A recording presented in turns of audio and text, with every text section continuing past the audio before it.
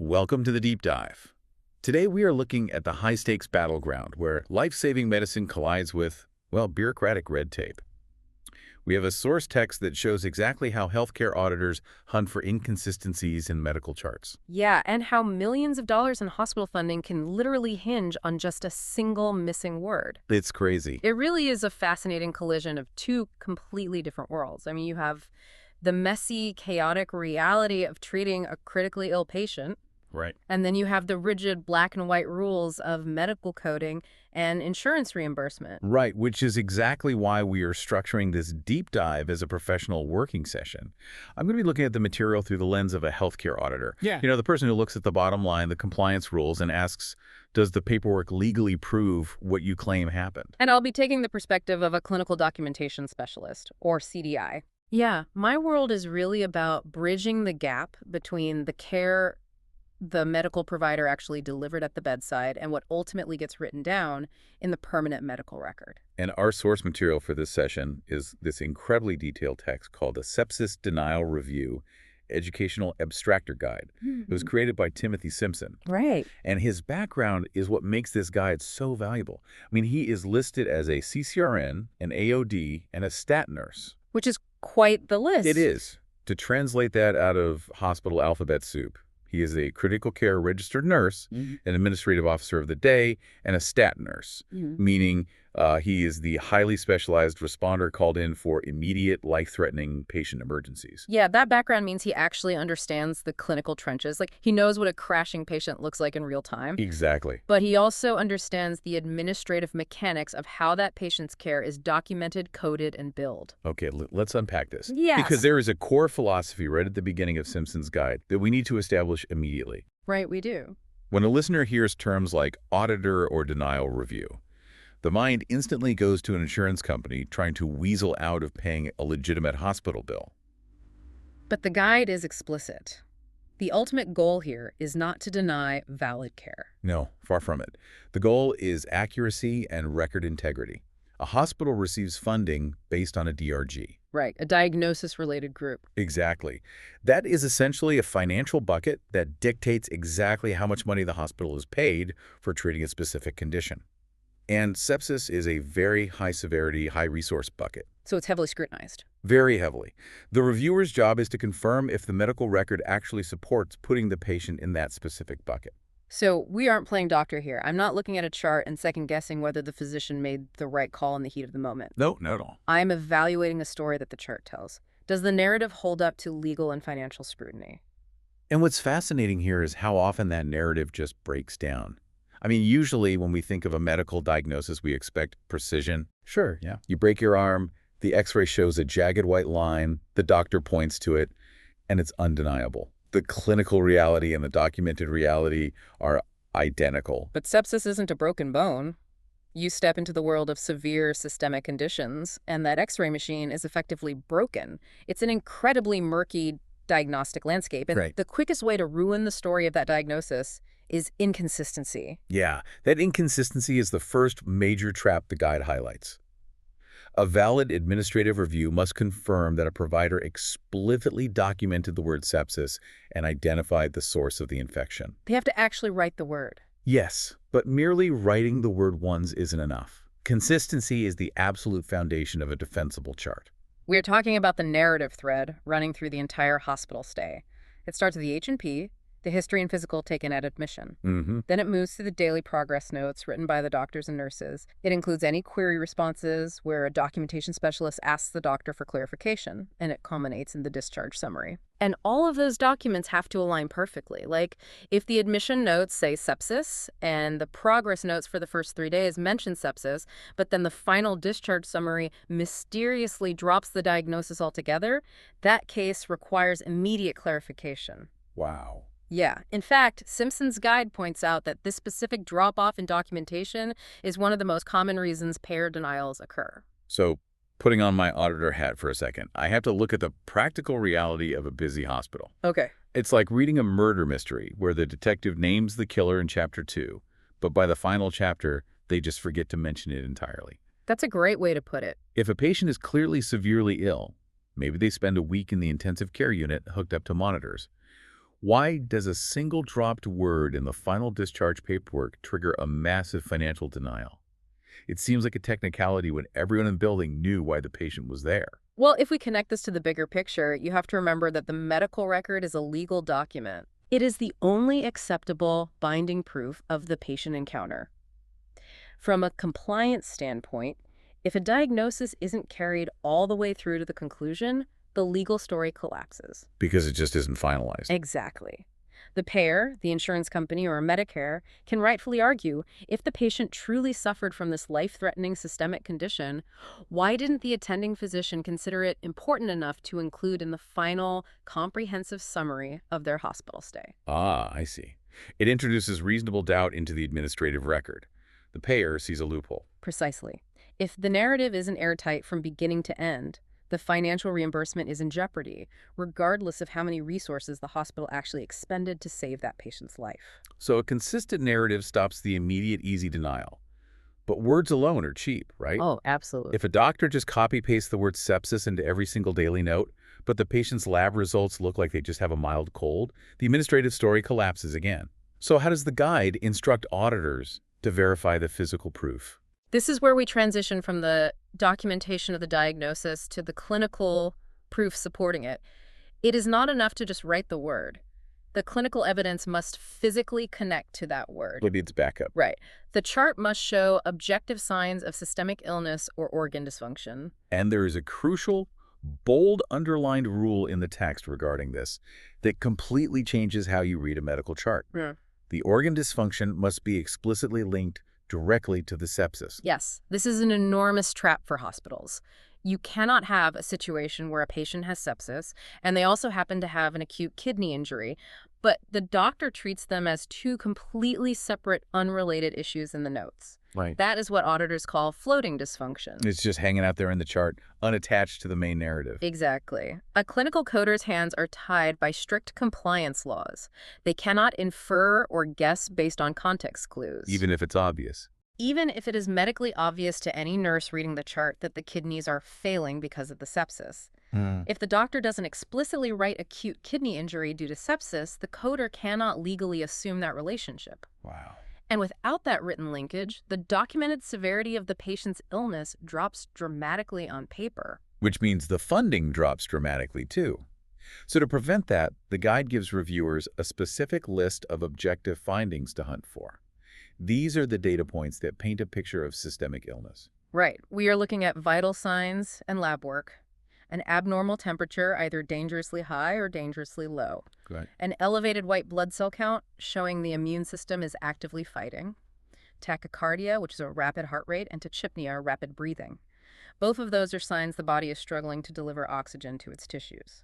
And then you get into the more severe indicators, hypotension or low blood pressure. Right. An elevated lactate level, which is a crucial lab test showing that the body's cells are stressed and not getting enough oxygen. Yeah, that's a big one. Altered mental status, respiratory failure, and the acute kidney injury we just discussed. But objective data is really only half of the clinical proof.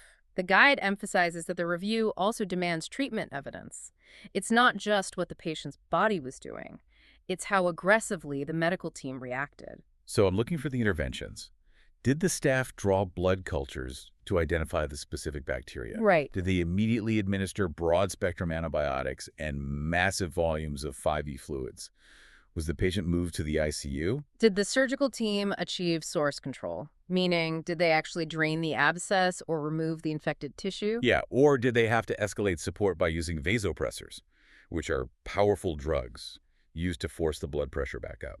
All of that. And this raises an important question about how hospitals defend cases when the documentation is messy, because doctors are overwhelmed and notes are sometimes rushed. So what does this all mean for the reviewer when the documentation is unclear? Like, when the written narrative is a little weak, but the patient was hovering near death. The text clarifies that strong treatment evidence can be a saving grace used to defend the diagnosis. Ah, so it's circumstantial evidence. Look at the extreme measures we took. Therefore, look at the extreme condition we must have been treating. Exactly. Actions speak very loudly in the medical record. If the physician's handwriting is terrible or their note is brief, but the chart shows they ordered a vasopressor drip, massive fluid resuscitation, and an emergency ICU transfer, well, the auditor can use that aggressive treatment to validate the severity of the diagnosis. It proves the team was battling a life-threatening systemic illness. Yes. So we know what a bulletproof chart looks like. The story is consistent from admission to discharge, the failing organs are explicitly linked to the infection, and the aggressive treatments match the severity of the disease. Now let's look at the other side of the coin. The red flags. Right. What are the specific warning signs, the red flags, that indicate a high risk for an insurance denial? Well, the guide breaks these down very methodically.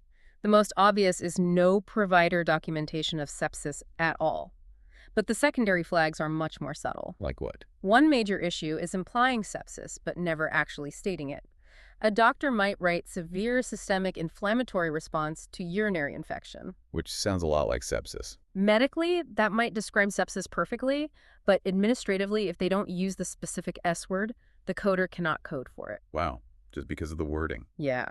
We also talked about floating organ dysfunction and the conflicting documentation when the discharge summary drops the ball. But what about the laboratory results? The guide specifically calls out negative cultures with no clinical support. Oh, this is a highly scrutinized area because it is entirely possible for a patient to have severe, life-threatening sepsis while their blood cultures come back negative, meaning the laboratory couldn't actually grow the bacteria in a petri dish. Why does that happen? Sometimes the bacteria are hiding, or the patient already took an antibiotic at home that suppressed the lab growth. Oh, right. But from an auditing perspective, missing that definitive lab proof makes the claim vulnerable. Highly vulnerable. If the cultures are negative, the rest of the clinical picture, the vital signs, the lactate levels, the aggressive treatments, all of that better be incredibly robust. So if you have negative cultures paired with weak clinical support and minimal treatment, that is a massive red flag for a denial. The text also warns against missing or incomplete follow-ups to documentation queries. Like, if the CDI specialist sends a message to the doctor asking to clarify a confusing note and the doctor just ignores it, the hospital is essentially sitting on a ticking time bomb for a denial. Absolutely. But there are two specific red flags highlighted by Simpson that I think we need to examine closely because they get to the biological core of what sepsis actually is. Yes, here's where it gets really interesting.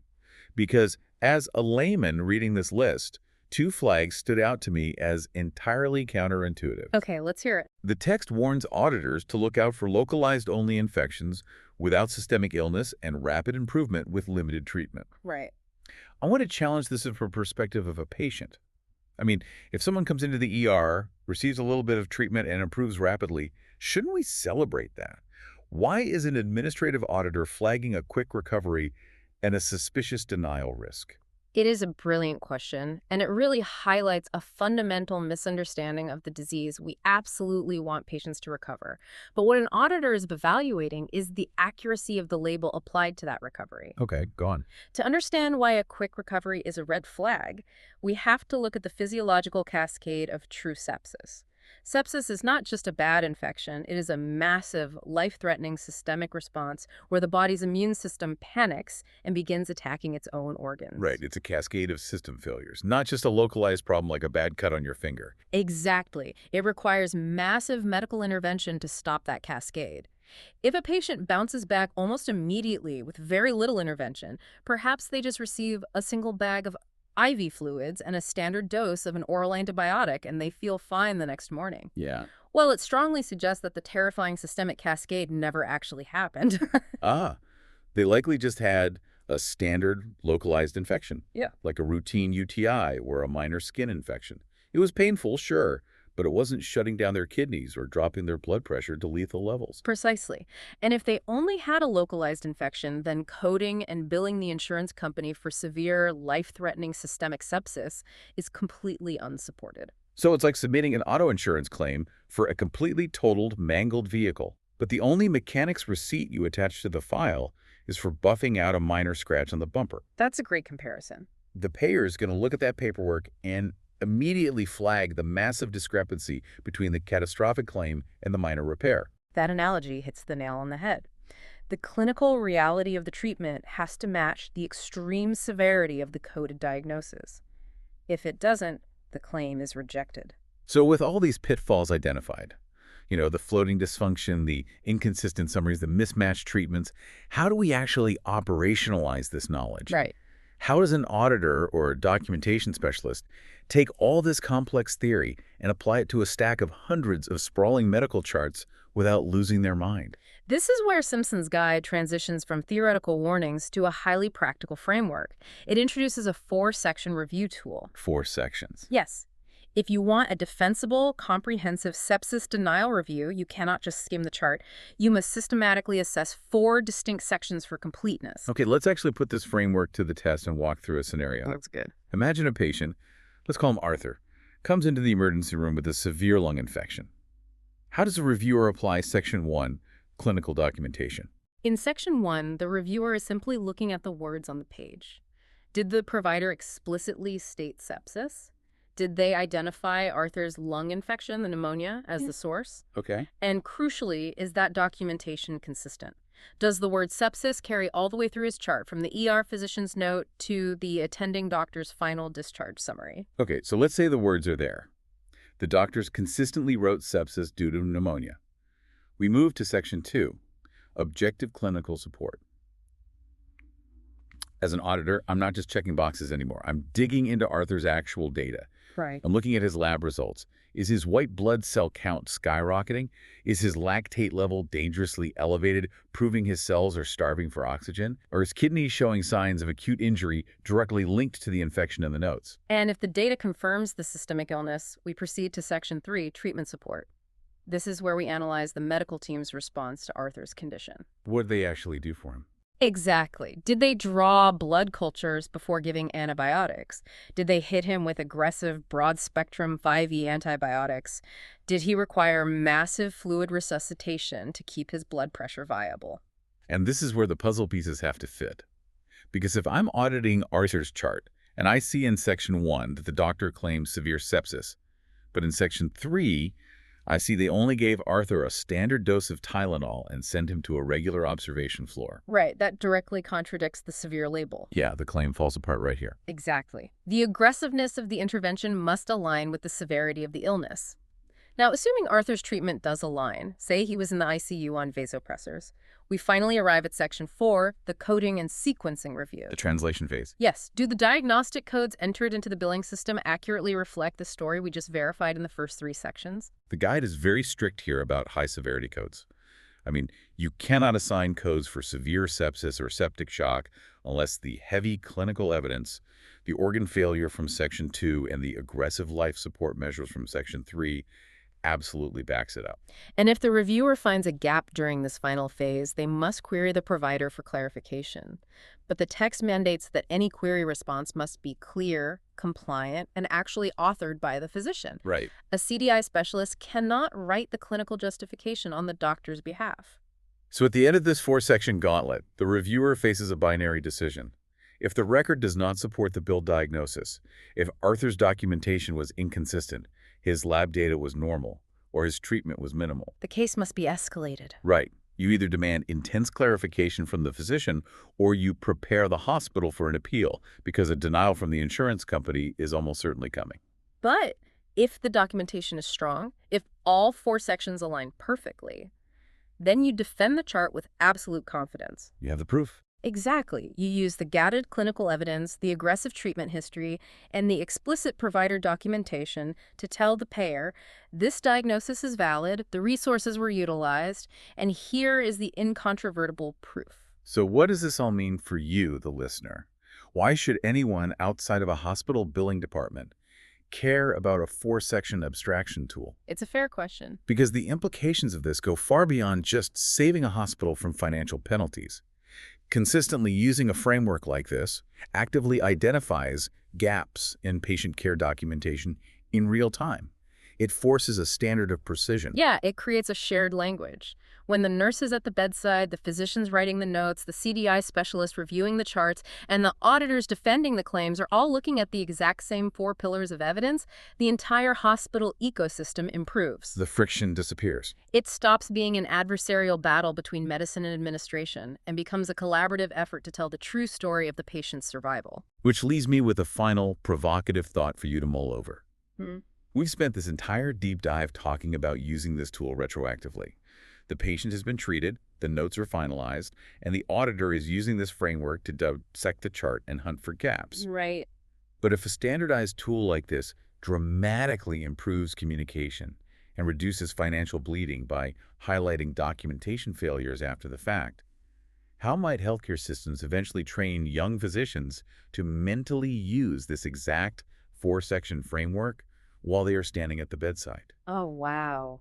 Imagine how it might fundamentally change the way medical narratives are written in the very first place before the chart is even closed. That is the ultimate paradigm shift, moving from a posture of reactive administrative defense to one of proactive clinical precision. Right, because if a doctor writes their note with those four sections already in mind, we aren't fumbling around in the diagnostic murky waters anymore. We're back to looking at a clean, clear X-ray. The proof is there. The proof is there, and the story is undeniable. Thanks for joining us on this deep dive. We'll see you next time.